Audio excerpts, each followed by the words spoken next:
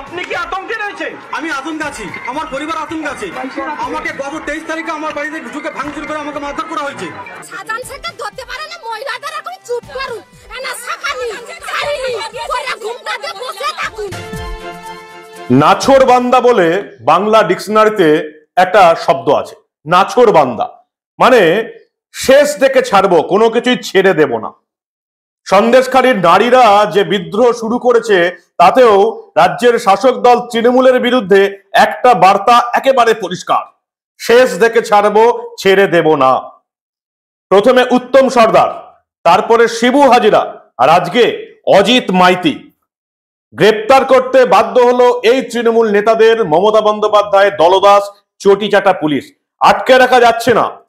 12 বছর ধরে যারা অত্যাচার করে এসছে মমতা বন্দ্যোপাধ্যায়ের পুলিশ চোখে দেখতে পায়নি, সেই তৃণমূল নেতাদের এবার গ্রেপ্তার করতে হচ্ছে শুধুমাত্র নারীদের আন্দোলনের চাপে। সিঙ্গুরের আন্দোলন ক্লাস 8-এর ইতিহাস বইয়ে স্থান পেয়েছে।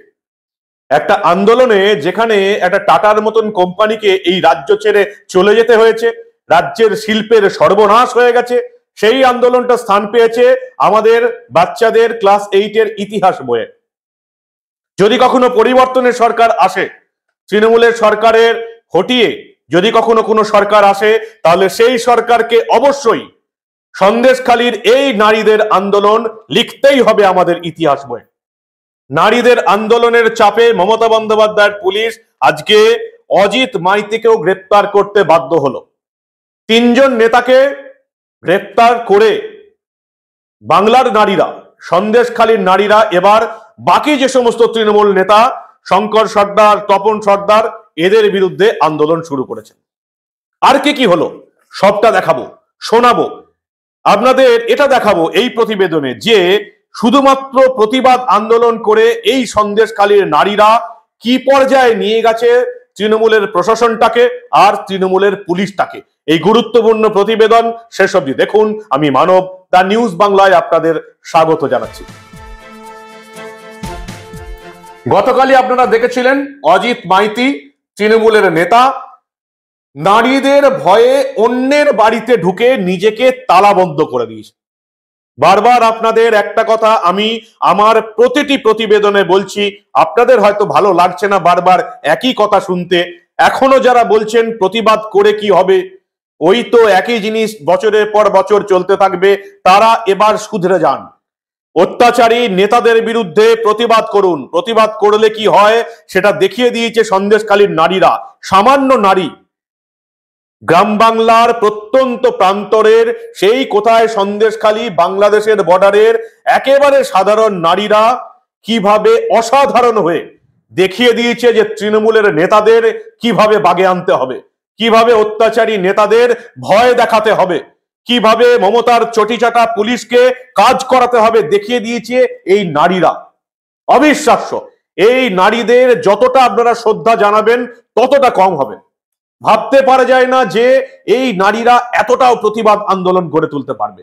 12 বছর ধরে তাদেরকে শারীরিক শোষণ করা হয়েছে শুধুমাত্র নিজেদের ছেলেপুলেদের নিরাপত্তার চিন্তা করে, নিজেদের স্বামীদের নিরাপত্তার চিন্তা করে এই মহিলারা এতদিন চুপ ছিল।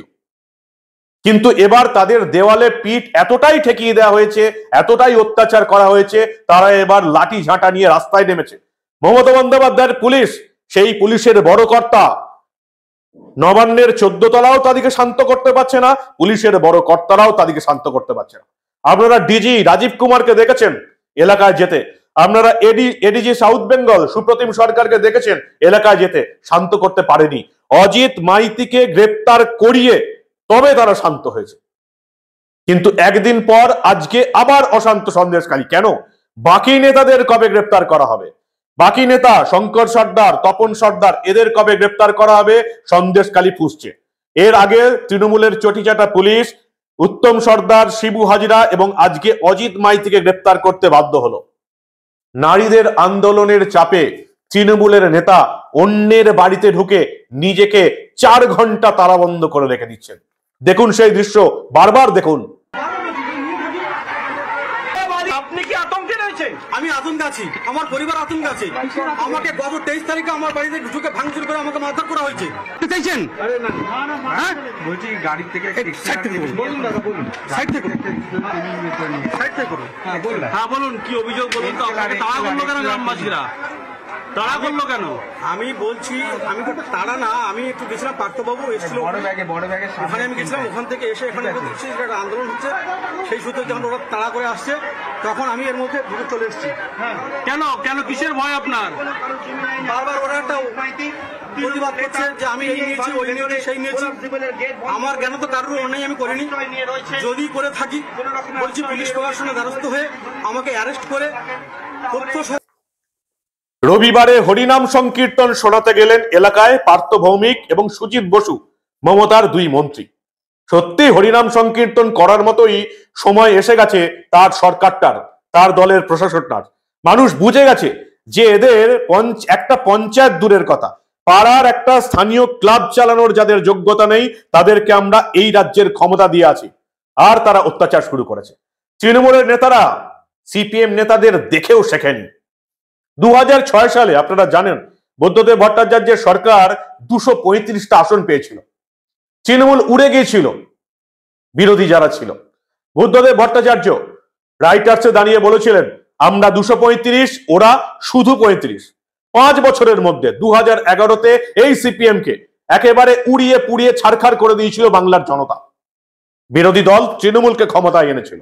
সিপিএম নেতারা ওই একই কথা ভেবেছিল যে 34 বছর শাসন করেছি, 2006-এ 235টা আসন পেয়েছি, আমরা আজীবন এই রাজ্যে রাজত্ব করে যাব, অত্যাচার করে যাব। শেখ শাহজাহানের মতন গুন্ডা বাহিনী দিয়ে অত্যাচার করব। শেখ শাহজাহান আগে ছিলেন সিপিএম এর নেতা, এখন হয়েছেন তৃণমূলের নেতা। অত্যাচার একই রকম আছে, এই বাংলায় কোনো পরিবর্তন হয়নি, শুধু সিপিএম এর জায়গায় তৃণমূল এসছে, অত্যাচারের মাত্রা আরো বেড়ে গেছে।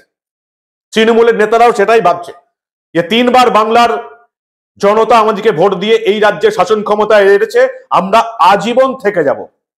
তাই তৃণমূলের নেতারা অত্যাচার শুরু করেছে, বাংলার সাধারণ মানুষ মুখ বুজে সহ্য করেছে।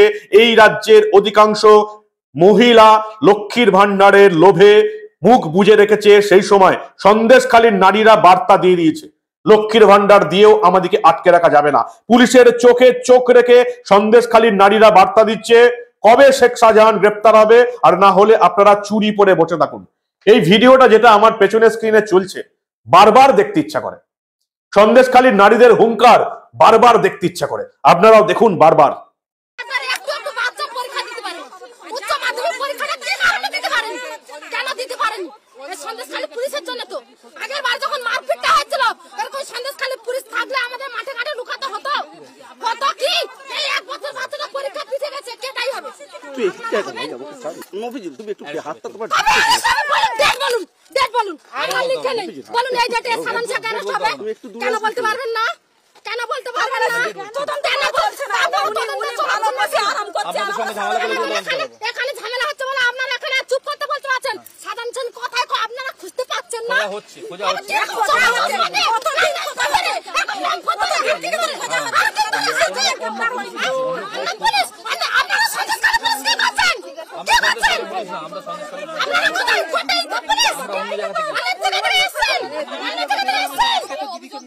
সাধারণ শেখা ধরতে পারে না, মহিলাদের এখন চুপ করুন, এনা শাখানি ছাড়িনি কইরা ঘুমটা দিয়ে বসে থাকুন, তবে মমতার পুলিশ চুপ করবে। মমতা 1000 টাকা 500 টাকা দিয়ে আর মহিলাদের মধ্যে চুপ করুন, চুপ করুন না।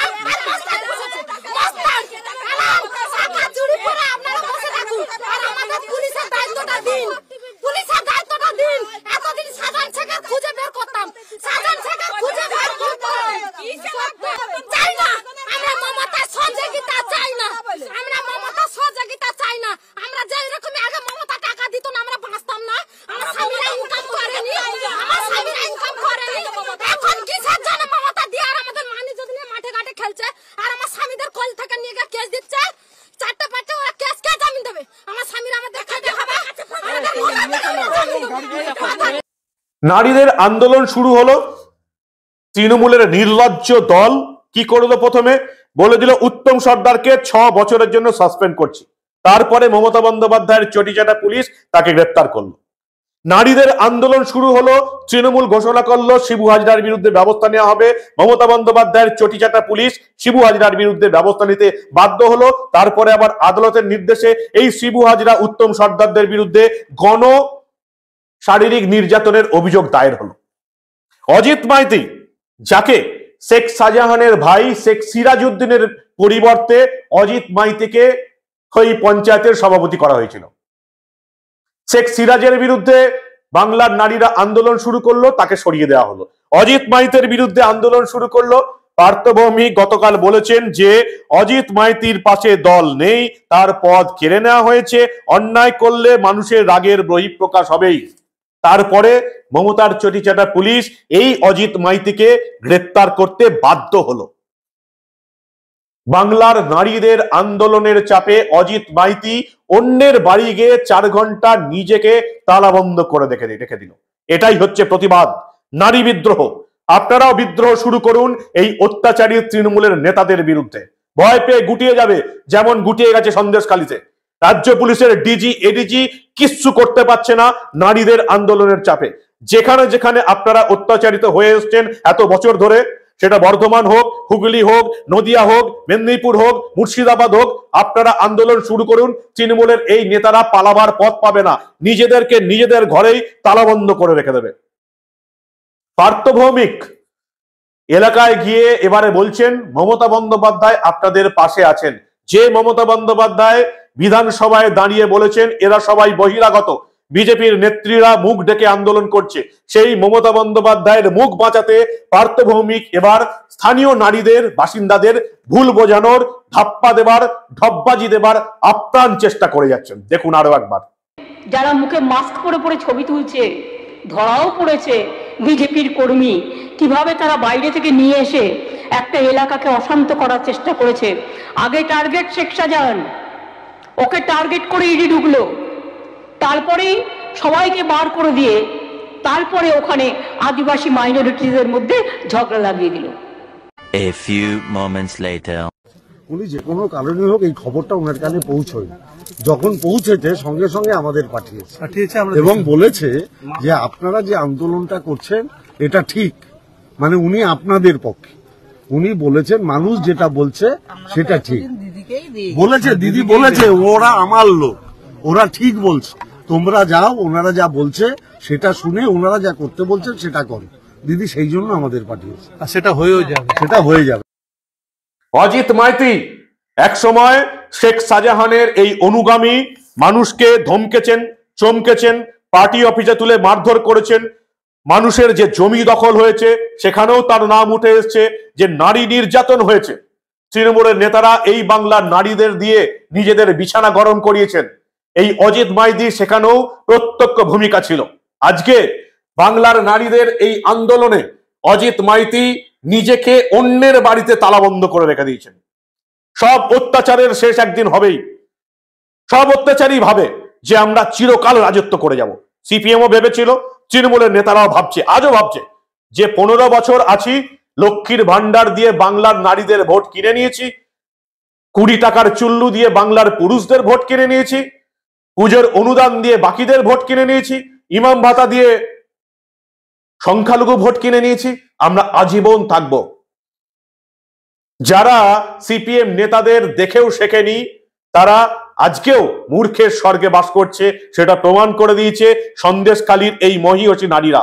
ওই যে প্রথমেই যেটা বলে শুরু করেছিলাম, এরপরে যদি যেদিন এই বাংলায় পরিবর্তন হবে, সেদিন সেই পরিবর্তনের সরকারকেও এই সন্দেশখালীর নারীদের বিদ্রোহ ইতিহাসের পাতায় লিখে যেতে হবে। যতটাই স্যালুট জানাবেন এই নারীদের, ততটাই কম হবে। শ্রদ্ধা জানান এই নারীদের যারা এতদিন চুপ করেছিল শুধুমাত্র নিজেদের সন্তান, নিজেদের স্বামীদের ভয়ে। আজকে সেই সমস্ত ভয় ডরকে অতিক্রম করে তৃণমূল নেতাদের বিরুদ্ধে, অত্যাচারী নেতাদের বিরুদ্ধে বিদ্রোহ শুরু করে দিয়েছে, এবং যে বিদ্রোহের সামনে হাঁটু গেড়ে রাস্তায় বসে পড়েছে তৃণমূলের মন্ত্রীরা, তৃণমূলের প্রশাসন এবং তৃণমূলের চটিচাটা পুলিশ। কি বলবেন আপনারা? আজও যারা আপনারা বলছেন প্রতিবাদ করে কি হবে, সেই একই তো হবে, সেই একই জিনিস চলতে থাকবে, চুরি, দুর্নীতি, অত্যাচার। তারা আজকে নিশ্চয়ই বুঝে গেছেন প্রতিবাদের দামটা কত। প্রতিবাদ হলে নারীদের সামান্য প্রতিবাদে এই বাংলার তৃণমূলের নেতারা কাঁপছে, মমতা বন্দ্যোপাধ্যায়ের প্রশাসন কাঁপছে, মমতা বন্দ্যোপাধ্যায়ের উচ্চ পদস্থ পুলিশ আধিকারিক আইপিএসরা কেঁপে যাচ্ছে। তারা আর তৃণমূলকে বাঁচাতে পারছে না। অজিত মাইতির গ্রেপ্তার, উত্তম সর্দারের গ্রেপ্তার, শিবু হাজরারের গ্রেপ্তার তার জ্বলন্ত প্রমাণ। এরপরে শেখ শাহজাহানকে গ্রেপ্তার করতে বাধ্য হবে মমতা বন্দ্যোপাধ্যায়ের পুলিশ আগামী কয়েকদিনের মধ্যে।